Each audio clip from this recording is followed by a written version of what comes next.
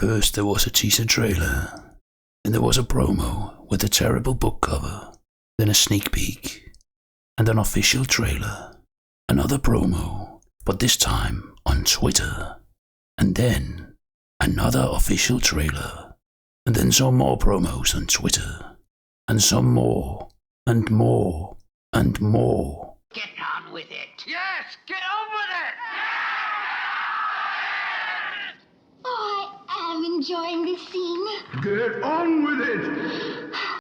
Hello friends and foes of Middle-earth, and welcome back to another video about this abomination called the Rings of Power. Hopefully this will be the last video before the show airs. And now we actually have a release schedule here. As always, Europeans get the short straw. But anyway, we have been spammed recently with stuff about the Rings of Power, and I bet you have all heard about the dumb comments from the actors, especially Sofia Nombete playing Disa. However, I'm not really gonna address all that. I feel it's already covered by this point, and honestly, not that interesting. Just a lot of dumb stuff. We don't change anything, but we interpret everything. That doesn't make sense. The crazy amount of promos aren't that interesting either, with a few exceptions. I mentioned Galadriel's Mary Poppins moment briefly in a post not that far ago, but I actually think it's far worse when we actually see the clip. Galadriel's elf friend stretching out his sword with one arm, then catapulting her into the air. That's ridiculous and honestly so dumb that I would think a child came up with the idea. Sure, elves are light-footed, and we hear that Fingolfin leapt into the air in the fight against Morgoth, but it sure didn't happen like this. We could talk far more about this, but maybe another time. The supporters of the show have been very active defending this scene, like all the other stuff criticized. For some reason they think it's a good argument to mention Legolas and his action moments in Peter Jackson's adaptations. But let me put it very clearly.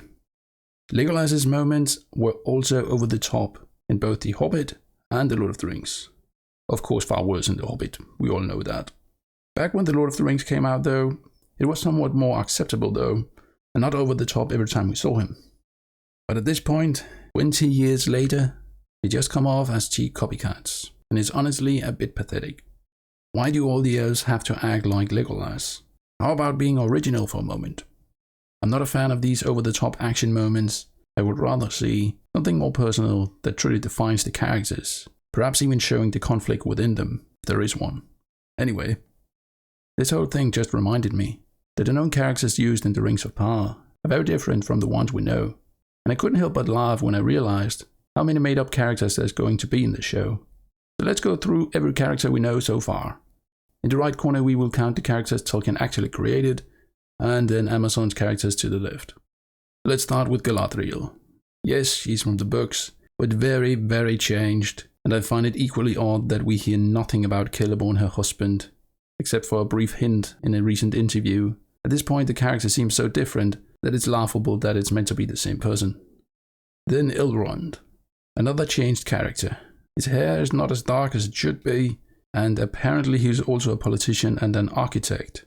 I think you could argue that he's an architect of sorts regarding the founding of Rivendell, but it's a little far-fetched. Politician though, well, politicians are pretty much just wannabe aristocrats. I can't really think of a way where a politician would fit into the lore of Middle-earth. It's a bit weird to use that word. If we talk about the Council of Gondor or the Council of the Scepter on Númenor, it consisted of nobles, so I would always use that word rather than a politician. But let's move on. Gil-galad, or rather Gol-galad. As mentioned before, silver would be much better for his costume, and likewise his hair was meant to be that color actually. Other than that, it actually sounds like his character will somewhat resemble what we know from the books, but time will tell. Celebrimbor, way too old. But at least it sounds like they will use some aspects of his lore, but overall it's not too impressive so far.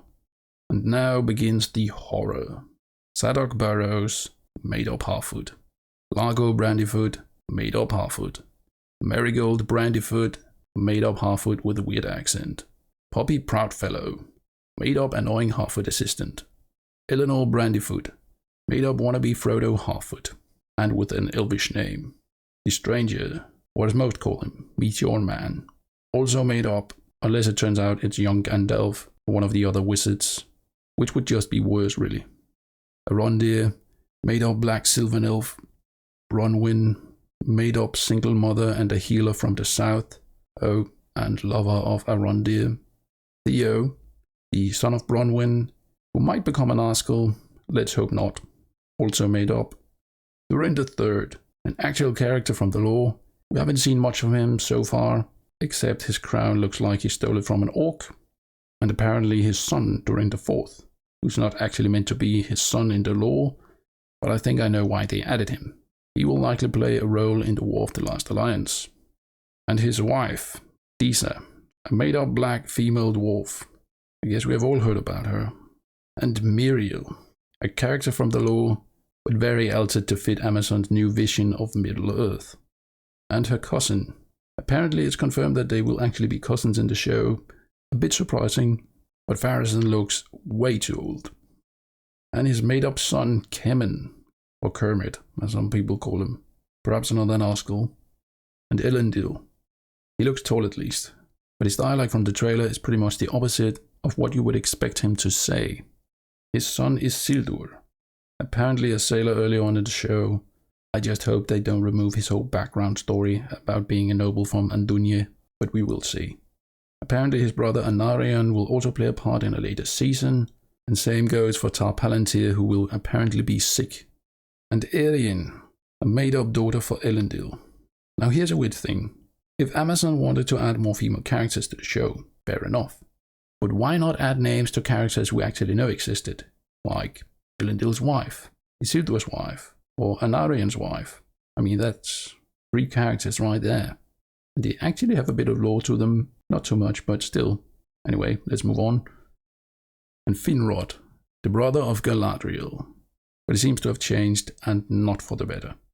And Adar, apparently another made-up brother for Galadriel, or perhaps it's Finrod going evil or something dumb, also made up. Halbrand, another made-up character. Many think he is Sauron in disguise, but time will tell. Oh, and Sauron will of course be in the show, but we haven't seen him so far. And Eminem, or whatever this character is meant to be, made up of course. And the Balrog, hopefully a made-up one, but it could be Durin Spain. I'm leaning more towards a made-up one. This old evil guy, made up. Isildur's 3 made-up friends. I assume all 3 will have dialogue, so they qualify to be mentioned.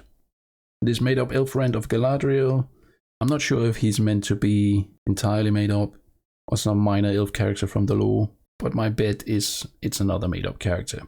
And Rivian, apparently, also a made-up character we haven't seen so far. Did I miss anyone? Well, perhaps. In any case, I think I've made my point clear. Barely any one of these characters is actually made by Tolkien, and those few who are have been changed so much that they are hard to recognize. Only 14 out of 36 characters are made by Tolkien. That's incredibly low in my opinion. The showrunners may say it's not vaguely Tolkien, but I think we all know the truth. This is barely Tolkien in any way. But what do you guys think? Do you find it equally laughable that this show is meant to be an adaptation of Tolkien's works? Let me know in the comments. As always, thank you so much for watching. Feel free to leave a like and subscribe, and watch one of these videos next. Farewell till next time.